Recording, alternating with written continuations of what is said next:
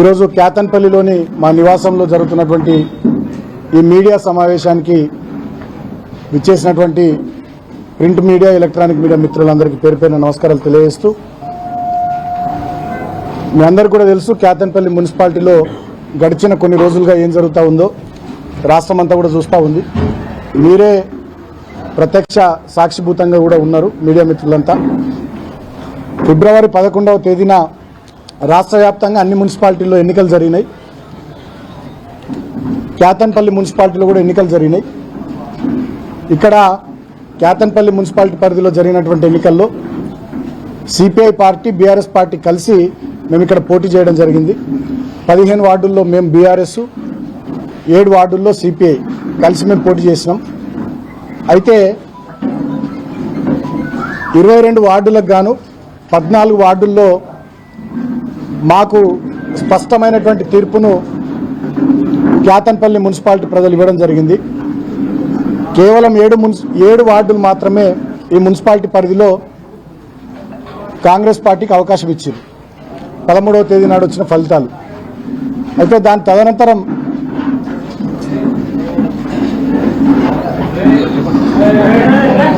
14వ తేదీన మా కౌన్సిలర్లందరూ కూడా భద్రాచలం సీతారాముల వారిని దర్శనం చేసుకుందామని వెళ్తే అక్కడికి కాంగ్రెస్ పార్టీకి చెందినటువంటి వాళ్ళు 8 కార్లలో, పోలీసులు 2 కార్లలో పోయి అక్కడ మా వాళ్ళని కిడ్నాప్ చేసే ప్రయత్నం చేస్తే ఆ విషయం తెలిసి హైదరాబాద్ నుంచి హుటాహుటిన మేము కొంతమంది బయలుదేరి వెళ్ళి ఇమీడియట్గా మా వాళ్ళని అందరినీ కూడా తీసుకొని ఇక్కడికే క్యాతన్పల్లి నివాసానికి తీసుకొని వచ్చి ఇక్కడనే వాళ్ళని ఉంచడం జరిగింది. 16వ తేదీ నాడు చైర్మన్, వైస్ చైర్మన్ ఎన్నిక ఉంటే ఆ రోజు ఇక్కడ ఇంటి నుండే మీ అందరి సమక్షంలోనే మేము బయలుదేరినాం. కానీ పోలీసులు 2 చోట్ల మమ్మల్ని ఆపి ఇన్ టైంకి కౌన్సిల్ హాల్కి చేరకుండా చేసేది. కానీ కాంగ్రెస్ పార్టీ వాళ్ళని మాత్రం వందలాది మందిని మున్సిపల్ కౌన్సిల్ దగ్గరికి వాళ్ళని అక్కడికి పంపించారు. తర్వాత ఎన్నికను 17వ తేదీకి వాయిదా వేయడం జరిగింది. 17వ తేదీ నాడు ఆ రోజు కూడా మేము పోలీసు వాళ్ళతోని అధికారులతో మాట్లాడి ఎన్ని వెహికల్స్లో ఎంతమందిని పంపించమంటారంటే 3 వెహికల్స్ కౌన్సిలర్లను పంపించండి, 1 వెహికల్ మీరు రండి అన్నారు. కోవలక్ష్మి గారు, ఆసిఫాబాద్ ఎమ్మెల్యే గారు ఈ ఎన్నికల పరిశీలకులుగా వారు వస్తే నేను ముందు కారులో వారి కారులో ఉండి మిగతా 3 కార్లలో కౌన్సిలర్లను ఉంచుకొని మేము తీసుకొని పోతా ఉంటే మా 21వ వార్డు బబ్బెర స్వర్ణలత గారిని ఏదో కిడ్నాప్ చేసిరని కంప్లైంట్ వచ్చిందని చెప్పి మళ్ళీ మమ్మల్ని అందరిని అక్కడ ఆపిరు. బబ్బెర స్వర్ణలత గారు డైరెక్ట్గా పోలీసు వాళ్ళని అడిగి ఎవరు కంప్లైంట్ ఇచ్చిర్రు, ఎవరు రాసిర్రు పిటిషన్ అని అడిగిండ్రు. అడిగితే మీ అత్తమ్మ గారు అంటే అసలు మా అత్తమ్మకి చదివే రాదు, ఆమె ఎట్లా రాసింది పిటిషను, ఇదంతా బోగసు, ఇది తప్పు, మీరు ఇట్లా చేయొద్దు, నేను నా ఇష్టం కొద్దీ బీఆర్ఎస్ పార్టీలో ఉన్న కేసీఆర్ గారి నాయకత్వంలో ఉన్న గెలిచినని చెప్పి స్పష్టంగా తను చెప్పడం జరిగింది. ఆ తర్వాత మిగతా 13 మంది కౌన్సిలర్లను పంపించినాం. తర్వాత తనను కూడా పంపించడం జరిగింది. కానీ కౌన్సిల్ హాల్ లోపల మంత్రి వివేక్ గారు, వాళ్ళ కొడుకు ఎంపీ గారు ఇద్దరు కూర్చొని మా కౌన్సిలర్లకు బ్లాంక్ చెక్కులు ఇస్తూ కోట్లాది రూపాయల డబ్బులు ఆఫర్ చేస్తూ ప్రలోభ పెట్టేటటువంటి ప్రయత్నం చేసినప్పటికి కూడా మా 14 మంది కౌన్సిలర్లు ఏకతాటి మీద ఉండడం జరిగింది. దాన్ని భరించలేక ఒక 2-3 కాంగ్రెస్ కౌన్సిలర్లతోని వాళ్ళు మా మహిళా కౌన్సిలర్ల మీద దౌర్జన్యం చేయించి గొడవ చేయించి ఎన్నిక వాయిదా పడేటట్టు చేసిరు. అయినప్పటికీ కూడా మా 14 మంది కౌన్సిలర్లు ఎన్నిక వాయిదా వేసుకొని స్పెషల్ ఆఫీసర్ ఎంఆర్ఓ వెళ్ళిపోయిన తర్వాత, ఈ మంత్రి, ఎంపీ, కాంగ్రెస్ కౌన్సిలర్లు వెళ్ళిపోయిన తర్వాత కూడా మా 14 మంది అట్లనే కూర్చొని కోరం ఉంది, మాకు మెజారిటీ ఉంది, ఎన్నిక జరగాలని చెప్పి మా వాళ్ళు డిమాండ్ చేశారు. అయినా మాది అరణ్య రోదన్నే అయింది. ఆ రోజు జరిగినటువంటి సంఘటన కూడా మళ్ళీ ఒకసారి మీ అందరికి గుర్తు చేస్తూ ఉన్నా. మేము ఇక్కడ మా కౌన్సిలర్లను పంపించి 13 మందిని పంపించి బబ్బెర స్వర్ణలత గారిని వారు ఆపిరు కాబట్టి ఆమెను కూడా కౌన్సిల్ హాల్ లోపలికి పంపించేంత వరకు నేను, కోవలక్ష్మి గారు, 20-25 మంది కార్యకర్తలమే ఇక్కడ క్యాతన్పల్లి ఆర్ఓబి దగ్గర ఉన్నాం. ఆ సమయంలో మంత్రి వివేక్ గారు, వారి కొడుకు ఎంపీ, 10ల సంఖ్యలో వాళ్ళ కార్లు, వందలాది మంది కాంగ్రెస్ కార్యకర్తలు మున్సిపల్ కౌన్సిల్ వైపు వెళ్ళడానికి వాళ్ళు వస్తుంటే మేము పోలీసులను అడిగినాం. నేను ఒక మాజీ ఎమ్మెల్యేను, ఈ నియోజకవర్గం ఇన్ఛార్జ్ను, జిల్లా పార్టీ అధ్యక్షుడిని. నా నివాసం క్యాతన్పల్లి, ఇక్కడనే ఈ మున్సిపాలిటీ. కోవలక్ష్మి గారు ఆసిఫాబాద్ ఎమ్మెల్యే. మమ్మల్ని మీరు పంపారు, 2 కిలోమీటర్ల దూరంలో మమ్మల్ని ఆపుతారు. మరి మంత్రి గారి కాన్వాయ్ ఇన్ని సంఖ్యలో కార్లు, వందలాది మంది కాంగ్రెస్ వాళ్ళని ఎట్లా పంపిస్తారని చెప్పి మేము పోలీసులను ప్రశ్నిస్తే పోలీసులు మా మీద లాఠీ చార్జ్ చేయడం, అటువైపు నుంచి కాంగ్రెస్ వాళ్ళు మా మీద రాళ్ళేయడం, గొడవకు వాళ్ళే ప్రేరేపించి మళ్ళీ ఎన్నిక వాయిదా పడాలనేటటువంటి కుట్ర చేసి అక్రమంగా మా మీద కేసులు పెట్టి లోపలనేమో దుశ్శాసన పర్వం చేసిరు. మా మహిళా కౌన్సిలర్ల మీద తాగొచ్చినటువంటి ఒకరిద్దరు కాంగ్రెస్ కౌన్సిలర్లు ఇష్టం వచ్చినట్టుగా ఎక్కడ పడితే అక్కడ వాళ్ళని ముట్టి చాలా ఇన్సల్ట్ చేసిరు. సో లోపల అట్లా చేసిరు, బయటనేమో మా మీద పోలీసులు లాఠీ చార్జ్ చేసి అదేవిధంగా కాంగ్రెస్ వాళ్ళే మా మీద రాళ్ళేసి నానా రభస సృష్టించి వాళ్ళు మా మీద దాడి చేస్తున్న క్రమంలో ఆత్మరక్షణ కోసం మేము ప్రతిఘటిస్తే మా మీద అక్రమంగా 25 మంది మీద దుర్మార్గంగా కేసులు పెట్టి 18వ తేదీ నాడు ఇదే ఇంటికి వచ్చి నన్ను అరెస్ట్ చేసి ఆదిలాబాద్ జైలుకు తీసుకొని పోయి అక్కడ ఆదిలాబాద్ జైల్లో 16 రోజుల పాటు ఉంచడం జరిగింది. నన్ను అరెస్ట్ చేసి తీసుకెళ్లిన తర్వాత ఈ క్యాతన్పల్లి రామకృష్ణాపూర్ SHO వివేక్ తొత్తు నేను ఇంట్లో లేను, నా ఇంటికి వచ్చి నా ఇల్లు మొత్తం సెర్చ్ చేసిందట. ఎవడిచ్చిండా నీకు అధికారం? నేను అడుగుతా ఉన్నా రామకృష్ణాపూర్ SIని. సెర్చ్ వారెంట్ లేకుండా నేను జైల్లో ఉన్న సమయంలో నా ఇంటికి వచ్చి సెర్చ్ చేయడానికి, సోదా చేయడానికి మీకు ఎవడు అధికారం ఇచ్చిండు? నీ అయ్యే జాయిర్ అనుకుంటున్నావా? అంటే ఎంత దుర్మార్గము! మమ్మల్నే కొడతారు, మా మీదనే కేసులు పెట్టి మమ్మల్ని జైల్లో పెడతారు, మళ్ళీ మమ్మల్ని జైల్లో పెట్టి మళ్ళీ మా ఇంట్లోకి వచ్చి మా ఇండ్లు సెర్చ్ చేస్తారు. అంటే ఎంత పరాకాష్ఠకు పోయింది వీళ్ళ అధికారం, అహంకారం అనేది, వీళ్ళ దుర్మార్గం అనేది ఎంత పరాకాష్ఠకు పోయిందో దీన్ని బట్టి అర్థం చేసుకోవచ్చు. ఇక ఆ కేసులో లేనటువంటి వాళ్ళు సీనియర్ నాయకులు మా మందమర్రి కానీ, ఆర్కేపీ కానీ, చెన్నూరు కానీ ఎవరెవరైతే పార్టీలో యాక్టివ్గా పనిచేస్తున్నారో అండ్ అదర్స్ అని పెట్టి వాళ్ళందరి పేర్లు చేర్చుతూ ఇప్పటికి 25 మంది, క్రైమ్ నెంబర్ 40లో 25 మంది, క్రైమ్ నెంబర్ 41లో 25 మంది, ఇట్లా వీళ్ళందరి పేర్లు పెట్టి ఇంకా అండ్ అదర్స్ అని పెట్టిరట. ఇంకెవరెవరి మీద పెట్టాలో వాళ్ళందరి మీద పెట్టుకుంటూ ఇది ఒక ప్రహసనం లాగా, తెలుగు సీరియల్ లాగా దీన్ని నడిపించుకుంటూ బీఆర్ఎస్ పార్టీ యాక్టివ్గా ఉండేటటువంటి లీడర్లందరి మీద కేసులు పెట్టి అందరినీ జైళ్లకు పంపించాలనేటటువంటి దురుద్దేశము, దుర్మార్గం ఈ ముఖ్యమంత్రి రేవంత్ రెడ్డి, ఈ మంత్రి వివేక్ గారు చేస్తూ ఉన్నారు. చివరికి ఏమాత్రం సంబంధం లేని పాపం మా కోవలక్ష్మి అక్క మీద కూడా కేసు పెట్టింది. ఇంతకంటే అన్యాయం ఇంకోటి ఉంటుందా? ఇంత జరిగింది. చివరికి నన్ను జైల్లో పెట్టిర్రు. జైల్లో పెట్టినా కూడా నన్ను వదలలే. నన్ను బాగా దోమలున్న రూమ్లో పెట్టిర్రు. నాకు మంచినీళ్ళు చక్కగా ఇయ్యలే, భోజనం చక్కగా ఇయ్యలే. నాకు 2 రోజుల పాటు గొంతు నొప్పి వస్తే ఇప్పటికి కూడా నా త్రోట్ ఇంకా సెట్ కాలే, నాకు చక్కగా ట్యాబ్లెట్లు ఇయ్యలే. కొంచెం ఫీవరిష్గా ఉంది అంటే వచ్చి చూసే పరిస్థితి లేదు, ట్యాబ్లెట్లు ఇవ్వరు, డాక్టర్లు వచ్చి చూడరు. మొత్తం దోమలు. మేము 7-8 మంది ఆ రూమ్లు ఉంటే 100-150 దోమలు. అంటే కావాలని చెప్పి మాకు రిస్ట్రిక్షన్స్, నువ్వు గిన్నెనే తిరగాలి, ఇగో గిదే బ్యారెకు, బయటకు పోవద్దు, న్యూస్ పేపర్లు ఇయ్యరు, పుస్తకాలు తెప్పించుకుంటామంటే దానికి కోర్టు నుంచి పర్మిషన్ కావాలంటారు, చలి బాగా పెడుతుంది, ఇబ్బంది అవుతుంది అంటే దుప్పట్లు ఇయ్యరు. మా శ్రీకాంత్ అని మా అడ్వకేట్ ఒక 3 రోజుల తర్వాత పాపం ఆయన పోరాటం చేసి నేను కప్పుకోవడానికి కూడా దుప్పటి, దానికోసం మా ఆదిలాబాద్ చెందినటువంటి శ్రీకాంత్ అనే అడ్వకేటు 3 రోజులు ఫైట్ చేయాల్సి వచ్చింది. 3 రోజుల ఫైట్ తర్వాత నాకు దుప్పటి వచ్చింది లోపలికి. అంటే ఇంత దుర్మార్గంగా, ఇంత పైశాచికంగా వీళ్ళు వ్యవహరించారు ప్రభుత్వ పెద్దలు. అంతేకాకుండా నాకు మొన్ననే మంచిర్యాల కోర్టులో బెయిల్ వచ్చింది, హైదరాబాద్ కోర్టులో బెయిల్ వచ్చింది, ఎన్నో అక్రమ కేసులలో. చెన్నూరు కేసులో కూడా నాకు బెయిల్ రాలేదు, చిన్న కేసు. కావాలని చెప్పి ప్రభుత్వ పెద్దలు దాంట్లో నాకు బెయిల్ రాకుండా చేశారు. కారణం ఏంది? నిన్న హోలీ పండగ, ఇవాళ నా చిన్న కొడుకు పుట్టినరోజు.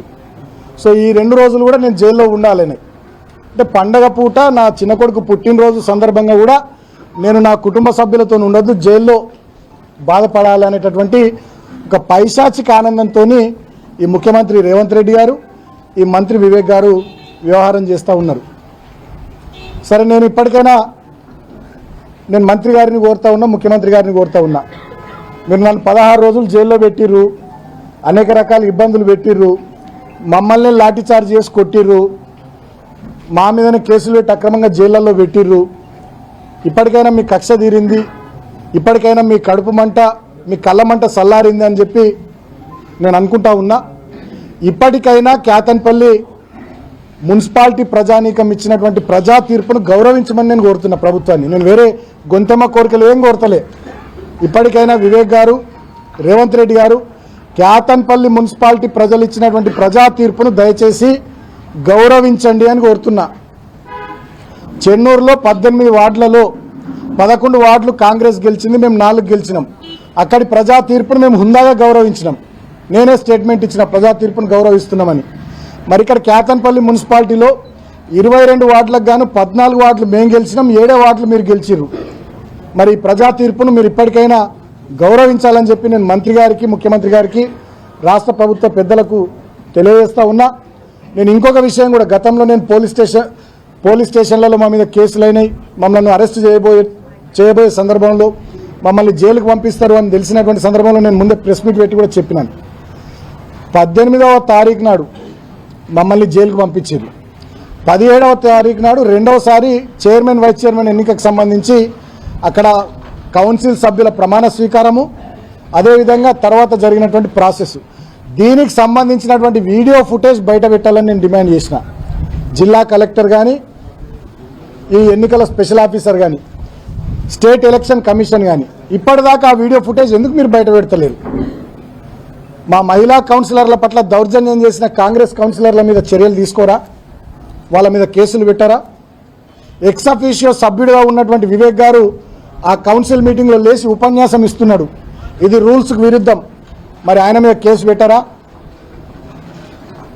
మరి ఇక్కడ 144 సెక్షన్ ఉంది, ఇక్కడ గుంపులుగా తిరగొద్దు అని చెప్పి మమ్మల్ని రిస్ట్రిక్ట్ చేసినటువంటి మీరు మరి గుంపులుగా కాన్వాయ్లు వేసుకొని మంత్రి గారు పోయినరు, మరి వారి మీద కేసు పెట్టారా? మా మీద రాళ్ల దాడి చేసారు కాంగ్రెస్ వాళ్ళు. వీడియో ఫుటేజ్లు కూడా ఉన్నాయి, వీడియోస్ వచ్చినాయి మీ మీడియాలో, సోషల్ మీడియాలో విస్తృతంగా తిరుగుతున్నాయి. మరి కాంగ్రెస్ వాళ్ళ మీద కేసులు పెట్టారా? అంటే చట్టం కాంగ్రెస్ పార్టీకి చుట్టమైందా? చట్టం విశాఖ ఇండస్ట్రీస్కు, V6కు, వెలుగుకు, వివేక్కు చుట్టమైందా? ఈ ప్రాంతంలో అసలు పోలీసులు మీరు కాకి బట్టలు వేసుకున్నారా, కాంగ్రెస్ బట్టలు వేసుకున్నారా? మంచిర్యాల డీసీపీ భాస్కర్ నుంచి మొదలుకొని రామకృష్ణాపూర్ SHO శ్రీధరన్ దాకా ఏసీపీలు కానీ, CIలు కానీ మొత్తం విశాఖ ఇండస్ట్రీస్ ఎంప్లాయీస్ లెక్కనే పనిచేస్తున్నారు. జిల్లా కలెక్టర్ కుమార్ దీపక్ నుంచి మొదలుకొని MRO మందమరి వరకు, ఈ ఎన్నికకు స్పెషల్ ఆఫీసర్గా వ్యవహరించినటువంటి MRO వరకు వీళ్ళంతా కూడా విశాఖ ఇండస్ట్రీస్ ఎంప్లాయీస్ లెక్కనే పనిచేస్తూ ఉన్నారు. ఇంతకన్నా దుర్మార్గం ఇంకోటి లేదు. గతంలో మేము కూడా 10 సంవత్సరాలు అధికారంలో ఉన్నాం. ఈ ప్రాంతంలో ఎన్నో మున్సిపల్ ఎన్నికలు జరిగినాయి, ఎంపీటీసీ, జడ్పీటీసీ ఎన్నికలు జరిగినాయి, గ్రామ పంచాయతీ ఎన్నికలు జరిగినాయి, పార్లమెంట్ ఎన్నికలు జరిగినాయి, సింగిల్ విండో ఎన్నికలు జరిగినాయి. ఎన్నడూ కూడా ఈ రకంగా ఒక రావణ కాష్టం లాగా ఈ ప్రాంతాన్ని మేము ఎన్నడూ తయారు చేయలేదు. 10 ఏళ్లలో గెలిచే అవకాశం ఉన్న కాడ మేము గెలిచినాం, వేరే పార్టీ గెలిచే అవకాశం ఉన్న కాడ ఆ పార్టీ గెలిచిరు తప్ప మేమెన్నడూ కూడా వేరే రకంగా వ్యవహారం చేయలే. ఇంకా దారుణం ఏంది, ఇంకా దుర్మార్గం ఏంటంటే ఇప్పటికి కూడా వీళ్ళ కళ్ళమంట సల్లార్తలే. మా భూమయ్య గౌడ్ గారు 11th వార్డు కౌన్సిలర్, ఆయన ఇంటి మీద సింగరేణి అధికారులు 30 సంవత్సరాలు, వాళ్ళ నాన్నగారు అప్పటి నుంచి ఉంటున్న ఇల్లు 30 సంవత్సరాలు అయింది వాళ్ళు ఉండబట్టి, ఆయన భూమగౌడ్ గారి ఇంటి మీద పోయి దాడి చేస్తారు సింగరేణి వాళ్ళు. నాకు ఇప్పుడే ఒక వార్త కూడా వచ్చింది, ఇప్పటికీ మా కౌన్సిలర్లు ఎవరైతే 14 మంది ఉన్నారో వాళ్ళ బంధువులు, వాళ్ళ స్నేహితులు, వాళ్ళకి తెలిసిన వాళ్ళు ఎవరన్నా ఉంటే వాళ్ళ దగ్గరకు ఈ కౌన్సిలర్ల మీద ఒక పిటిషన్ ఇవ్వరి, బాల్కసుమని కిడ్నాప్ చేసిందని చెప్పి ఇంకా బతిమలాడుకుంటా పోలీసు వాళ్ళు వాళ్ళ ఇళ్ళ చుట్టూ తిరుగుతున్నారట, బంధువుల ఇళ్ళ చుట్టూ, వాళ్ళ స్నేహితుల ఇళ్ళ చుట్టూ. ఇంత జరిగిన తర్వాత కూడా రాష్ట్రమంతా మిమ్మల్ని తూ అన్నాక కూడా ఇంకా 14 మంది మా కౌన్సిలర్లకు సంబంధించి బీఆర్ఎస్ పార్టీ, సిపిఐ పార్టీ మేమే మా కౌన్సిలర్లను కిడ్నాప్ చేసినామని చెప్పి పిటిషన్ ఇవ్వమని ఇళ్ళ పొంటి తిరుగుతున్నారట పోలీసు వాళ్ళు. ఇక మీకు ఎందుకయ్యా ఆ కాకి యూనిఫామ్ పోలీసు వాళ్ళు? ఆ కాంగ్రెస్ బట్టలు, కాంగ్రెస్ కండువాలు వేసుకొని తిరిగారు ఆవురి. ఏమైనా బుద్ధి ఉందా? మీరేం పని చేస్తుర్రు? ప్రజలకు నమ్మకం, విశ్వాసం ఉంటుందా వ్యవస్థ మీద? మీరు కాంగ్రెస్ పార్టీ కార్యకర్తల లెక్క కాకి డ్రెస్ వేసుకున్న పోలీసులకు ఇట్లా పనిచేస్తే ఎట్లా? 14 మంది కౌన్సిలర్లు మాతోనున్నారు. మాతో ఉన్నటువంటి మా కౌన్సిలర్ల మీద పిటిషన్లు ఇవ్వమని ఇళ్ళ పొంటి తిరుగుతున్నారట. ఇక ఇంతకన్నా సిగ్గుచేట ఏమన్నా ఉంటుందా? నన్ను 16 రోజులు జైల్లో పెడితిరి, మా ఊళ్ళను కొడితిరి, లాఠీ చార్జ్ చేసి మా మీదనే రాళ్ళు ఎత్తిరి, మా మహిళల పట్ల దుర్మార్గంగా ప్రవర్తిస్తురి. ఇన్ని జరిగిన తర్వాత మా మూలరాజిరెడ్డి గారి కారు ధ్వంసం చేస్తురి, మా భూమాగౌడ్ గారి ఇల్లు అది కూలగొట్టే ప్రయత్నం చేస్తురి. గిన్ని చేసిన తర్వాత ఇప్పటికి కూడా మా 14 మంది కౌన్సిలర్లు ఏకతాటి మీద ఉన్నారు. మీరిచ్చే బ్లాంక్ చెక్కులు, మీరిచ్చే కోట్లాది రూపాయల ఆఫర్లు తిరస్కరించి ఒక్కతాటి మీద ఉంటే ఇప్పటికి కూడా వాళ్ళని కిడ్నాప్ మేము చేసినట్టు ఏమైనా పిటిషన్లు ఇవ్వరని తిరుక్కుంటూ మళ్ళీ దాంట్లో కూడా ఎఫ్ఐఆర్లు చేస్తారట. వాళ్ళని మేమేదో కిడ్నాప్ చేసినామని మళ్ళీ ఎఫ్ఐఆర్లు చేసి మళ్ళీ మా మీద కేసులు పెట్టి మళ్ళీ కౌన్సిలర్లను ఎత్తుకొచ్చుడు, కౌన్సిలర్లు ఎక్కడున్నారో పోయి వాళ్ళ మీద దాడి చేసుడు, ఈ రకమైనటువంటి చిల్లర వ్యవహారానికి దిగుతున్నారు. నేను మీడియాను కోరుతా ఉన్నా, మీడియా ద్వారా ఈ ప్రాంత ప్రజల్ని, రాష్ట్ర ప్రజల్ని కూడా కోరుతా ఉన్నా, గింత దుర్మార్గంగా, గింత దారుణంగా, ఇంత నిర్లజ్జగా, ఇక సిగ్గు శరము మానం మర్యాద అనేటువంటిది వదిలేసి ఇంత బ్లేటెంట్గా పట్టపగలు ప్రజాస్వామ్యాన్ని హత్య చేస్తూ, కూని చేస్తూ ఈ రకమైనటువంటి రాజకీయాలు మంత్రి వివేక్ గారు, ముఖ్యమంత్రి రేవంత్ గారు చేస్తున్నటువంటి తీరును గమనించమని నేను కోరుతున్నా. 22లో 14 మందిని గెలిచిన తర్వాత కూడా 13వ తారీఖు నుంచి, ఫిబ్రవరి 13వ తారీఖు నుంచి ఇవాళ మార్చి 4వ తారీఖు దాకా ఇన్ని సంఘటనలు జరిగిన తర్వాత కూడా ఇంకా మా కౌన్సిలర్ల మీద కిడ్నాప్ చేసినామని పిటిషన్లు ఇవ్వమని ఇళ్ల పొంటి తిరుగుతున్నారంటే ఇక వీళ్ళని ఏమనాలి? వీళ్ళకి ఇక నాకు మాటలు వస్తలే, ఏం మాట్లాడాలో మాటలు వస్తలే. ఇంకేమనాలి వీళ్ళను? గింత జరిగిన తర్వాత రాష్ట్రం మొత్తం చీ తూ అని వీళ్ళను ఉమ్మేసిన తర్వాత కూడా ఇంకా మా కౌన్సిలర్లను 14 మందిని మేమే కిడ్నాప్ చేసినామని చెప్పి పిటిషన్లు తీసుకొని మా మీద కేసులు పెట్టాలని, ఆ కౌన్సిలర్లను ఎత్తుకురావాలనే కుట్ర పోలీసు వాళ్ళు చేస్తుంటే మీరు పోలీసు వాళ్ళ మిమ్మల్ని ఏమనాలా? మీకేమన్నా ఉందా అనే? అసలు డిపార్ట్మెంట్ ఇజ్జత్ తీస్తుర్రా మీరు కొంతమంది పోలీసు వాళ్ళు. వచ్చి ఒక్క మున్సిపాలిటీ కోసం డీజీపీ శ్రీధర్ రెడ్డి గారిని నేను రిక్వెస్ట్ చేస్తా ఉన్నా, మీ పోలీసు వాళ్ళు ఇక్కడ చేస్తున్నటువంటి వ్యవహారాన్ని గమనించండి. మరి ఇది మీకు తెలిసి జరుగుతుందా, మీకు తెలియక జరుగుతుందా? డిపార్ట్మెంట్ పరువు పోతుంది, పోలీసుల పరువు పోతుంది. పోలీసులు కాంగ్రెస్ పార్టీ ఏజెంట్లు అయిపోయారు. కేతన్పల్లి మున్సిపాలిటీ ఎన్నికకు సంబంధించి మంచిర్యాల జిల్లాలో సిగ్గుమానం పోతుంది పోలీసు వాళ్ళది. జనాలు తిట్టుకుంటున్నారు, అసహించుకుంటున్నారు జనాలు మీ వైఖరి చూసి. గింత జరిగిన తర్వాత ఇవాళ నేను జైలుకి వెళ్ళి బయటకు వచ్చిన తర్వాత కూడా ఇప్పుడు నాకు లేటెస్ట్గా అందిన వార్త ఇది. ఇంకా కౌన్సిలర్ల మీద పిటిషన్లు వాళ్ళ చుట్టాలయో వాళ్ళకి తెలిసిన వాళ్ళో తీసుకొని మేమే మా కౌన్సిలర్లను కిడ్నాప్ చేసినట్టు మా మీద మళ్ళీ కేసులు, ఎఫ్ఐఆర్లట. ఇవ అన్యాయం పాడగల. ఇక గింత జరిగిన తర్వాత ఇంకేముంటుంది? ఇక ఎటు పోతుంది ఈ ప్రాంతము, ఎటు పోతుంది ఈ రాష్ట్రము? ఏమనుకోవాలి? ఇక నేను కేతన్పల్లి ప్రజలకు విజ్ఞప్తి చేస్తున్నా, ఇక ఈ మున్సిపాలిటీ ఎన్నికని మీరే తేల్చాలి. ఇక మరి నేనేం చేయాలి? 13వ తారీఖు నుంచి, ఫిబ్రవరి 13వ తారీఖు నుంచి ఇవాళ మార్చి 4వ తారీఖు దాకా గిన్ని సంఘటనలు జరిగినాక కూడా ఇంకా సిగ్గు లేకుండా పోలీసు వాళ్ళు మా 14 మంది కౌన్సిలర్లకు సంబంధించి పిటిషన్లు తీసుకొని మళ్ళా మా మీద కేసులు పెట్టాలనే కుట్ర చేసి మా కౌన్సిలర్లను ఎత్తుకరావాలనే ప్రయత్నాలు చేయబోతున్నారంటే ఇక ఈ కేతన్పల్లి మున్సిపాలిటీలో మీరు ప్రజలుగా ఇక్కడ ఇచ్చినటువంటి తీర్పును పోలీసులు, కాంగ్రెస్ వాళ్ళు కాళ్ళ రాస్తుంటే మరి ఇంకో ప్రజా ఉద్యమానికి మనం సిద్ధం కావాల్సిందే. మరి ఏం చేస్తాం? ఇక ప్రజాస్వామ్యంలో నిరసనల రూపంలో, పోరాటాల రూపంలో తప్ప ప్రతిపక్షంగా మనం ఏం చేయగలుగుతాం? వాళ్ళ చేతిలో రాజ్యం ఉంది, వాళ్ళ చేతిలో పోలీసులు ఉన్నారు, తుపాకులు ఉన్నాయి, లాఠీలు ఉన్నాయి, అధికారం ఉంది. అక్కడ రేవంత్ రెడ్డి ఉన్నాడు నియంత, ఇక్కడ ఇంకా చోటా నియంత వివేక్ ఉన్నాడని చెప్పి పోలీసులు ఈ స్థాయిలో పెట్టలేకపోతే ఇక ఏం చేయాలి? ఇక అర్థం ఉందా? ఇక ఎన్నికలకేమైనా అర్థం ఉందా? నాకు అర్థం కాదు. ఇక ఎన్నికలు ఎందుకు మరి? ఇక మీరే డైరెక్ట్ నామినేట్ చేసుకుంటే కదా, వివేక్ గారు నువ్వే డైరెక్ట్ నామినేట్ చేసుకుంటే కాదు ఇక కౌన్సిలర్లను, సర్పంచ్లను, ఎంపీటీసీలను, జెడ్పీటీసీలను. అంతే కదా. ఇక చెన్నూరు నియోజకవర్గంలో కేతన్పల్లి మున్సిపాలిటీలో గింత కథ జరిగిన తర్వాత కూడా మళ్ళీ ఈ ప్రయత్నాలు మీరు మొదలు పెట్టిర్రంటే ఇక మరి ఇక ఈ ప్రాంతంలో ఎన్నికలు ఎందుకు? ఇక నువ్వే నామినేట్ చేసుకుంటావు. ఓలే నువ్వు రేవంత్ రెడ్డి గారేమో రాష్ట్రంలో, నువ్వేమో మంచిర్యాల జిల్లాలో, చెన్నూరులో. ఇప్పటికైనా నేను ఇటువంటి పిచ్చి చర్యలు బంద్ చేసుకోవాలని పోలీసులను కోరుతున్నా. వాళ్ళ అధికార కాంగ్రెస్ పార్టీ వాళ్ళు అధికారంలో ఉన్నారు, ఏం చేసినా చెల్తదనేటటువంటి భ్రమలలో వాళ్ళు ఉన్నారు. వాళ్ళ చేతిలో మీరు పావులుగా మారి పోలీసులు మరి మీ స్థాయిని దిగజార్చుకొని పోలీస్ వ్యవస్థను భ్రష్టు పట్టిస్తూ పోలీసులు అంటే ప్రజలు అసహించుకునే కాడికి తీసుకొస్తున్నారు. మొన్న మా ఇంటి దగ్గర కూడా పెద్ద ఎత్తున నన్ను అరెస్ట్ చేసే సందర్భంలో మా కార్యకర్తలు నిరసన తెలిపితే శాంతియుతంగా వాళ్ళ మీద లాఠీచార్జ్ చేశారు. డీసీపీ అంటాడట, ఏసీపీ అంటాడట, కొట్టుర్రా కొడుకుల్ని అని. సరే కొట్టిర్రు, ఓకే, మంచిది, ఓకే, మీ టైం కొట్టిరు కదా, సరే మంచిది, సంతోషం.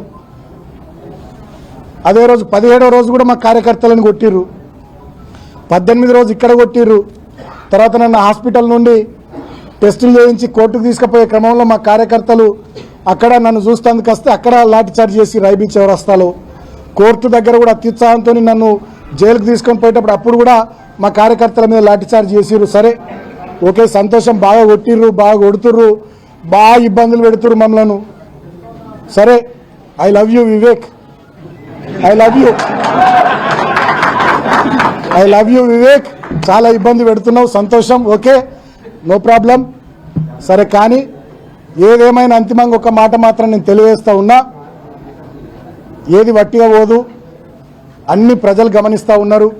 ఇవాళ మేమేందో మీరేందో ప్రజల ముందే అన్ని ప్రజాక్షేత్రంలో ఉన్నాయి. మేము ఎట్లా ప్రవర్తిస్తున్నాం, మీరు ఎట్లా ప్రవర్తిస్తున్నారో రాష్ట్ర ప్రజలు చూస్తూ ఉన్నారు, కేతన్పల్లి మున్సిపాలిటీ ప్రజలు చూస్తూ ఉన్నారు. అంతిమంగా ప్రజాస్వామ్యంలో ప్రజలు గొప్పోళ్ళు, ప్రజలు ఇక్కడ తీర్పు ఇచ్చిర్రు ఆల్రెడీ ఎన్నికకు సంబంధించి. అయినా కూడా నువ్వు సైంధవుడిలాగా అడ్డం పడుతూ ఉన్నావు, దాన్ని కూడా గమనిస్తూ ఉన్నారు. డెఫినెట్గా రాబోయే రోజుల్లో సరే ప్రజలే మీ విషయంలో ఏం చేయాలో ప్రజలే ఆలోచిస్తారు. నేను మాత్రం అంతిమంగా జిల్లా అధికారులను కోరుతా ఉన్నా, రాష్ట్ర ఎన్నికల కమిషన్ కోరుతా ఉన్నా, పారదర్శకంగా కేతన్పల్లి మున్సిపాలిటీ ఎన్నిక జరిగేటట్టుగా రాష్ట్ర ఎన్నికల కమిషన్ చొరవ తీసుకోవాల్సిందిగా నేను కోరుతా ఉన్నా. జిల్లా అధికారుల మీద మాకు నమ్మకం లేదు, వీళ్ళంతా ఆల్రెడీ జిల్లా అధికారులే, పేరుకు మంచిర్యాల జిల్లా అధికారులు, కానీ వీళ్ళంతా Visakha industries employees, Visakha industries ఎంప్లాయీసే మంచిర్యాల జిల్లా అధికారులు, వాళ్ళు పోలీసు వాళ్ళు కానీ రెవెన్యూ వాళ్ళు కానీ ఎవరన్నా కానీ. అట్లా అయిపోయింది, ఏం చేస్తాం.